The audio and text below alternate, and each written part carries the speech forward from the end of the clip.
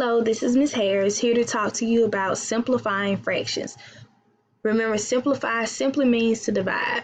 But we start off, in order to do that, we have to find the greatest common factor. G is for greatest, C is for common, F is for factors. Remember, factors are the numbers you multiply together.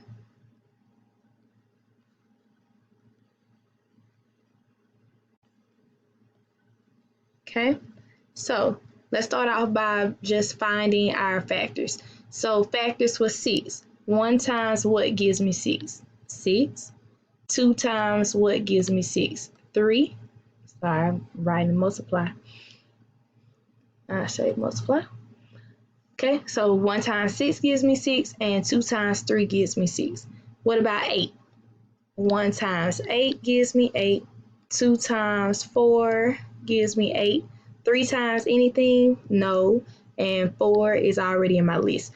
It's best to go in order 1, 2, 3, 4 and work your way up the number line. That way you know you won't miss a factor. And whenever you repeat yourself, so like I said, 2, 3 is not used. 4, I had already written 4 down. So that's how I know I have all the factors written down. Okay, so now greatest and common. Remember, greatest is biggest, common is the same. So in my 6 list and my 8 list, what numbers do I have in both? I have the number 1 and I have the number 2. Greatest, which is biggest, 1 or 2? So my GCF is 2. All right, 12, my factors for 12. 1 times 12. 2 times 6, 3 times 4, and what comes after 3? The number 4. 4 is already there. 5, you can't use 5. What comes after 5? 6. 6 is already in my list, so I know I have all of them. Okay, 24.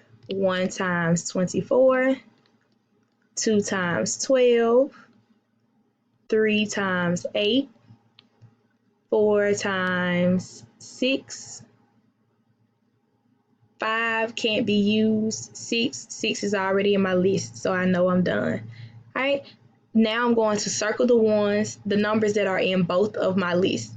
I see the number 1, I see the number 12, I see the number 2 in both, I see the number 6 in both. We have a lot of them in this one, and I see the number 4 in both.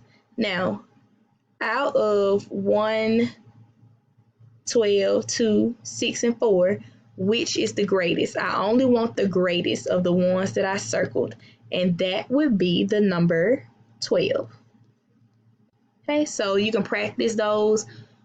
You can practice finding the GCF with any set of numbers you want, just as long as you make sure that you're listing the factors, which are the numbers you multiply together to get a number. And you make sure that you circle those that are in both of your lists and you pick the greatest. All right, let's try it with fractions. So when I get ready to simplify, you're going to divide top and bottom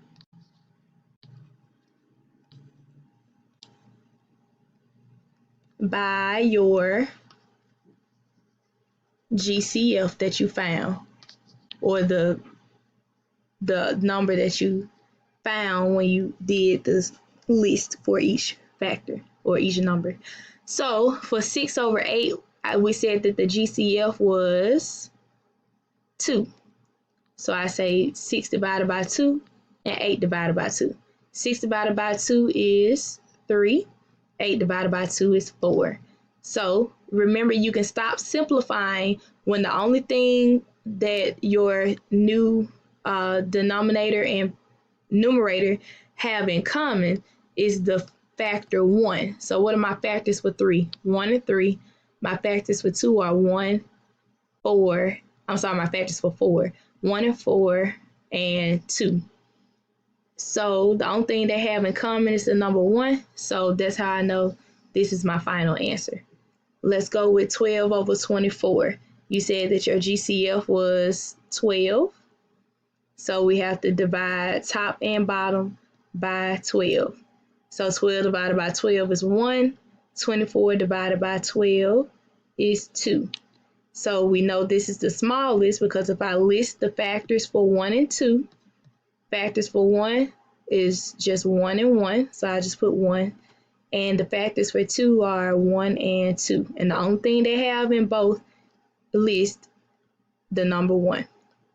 So my final answer is 1/2.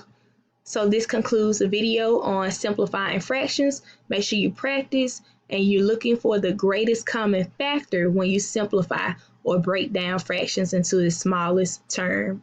Thank you.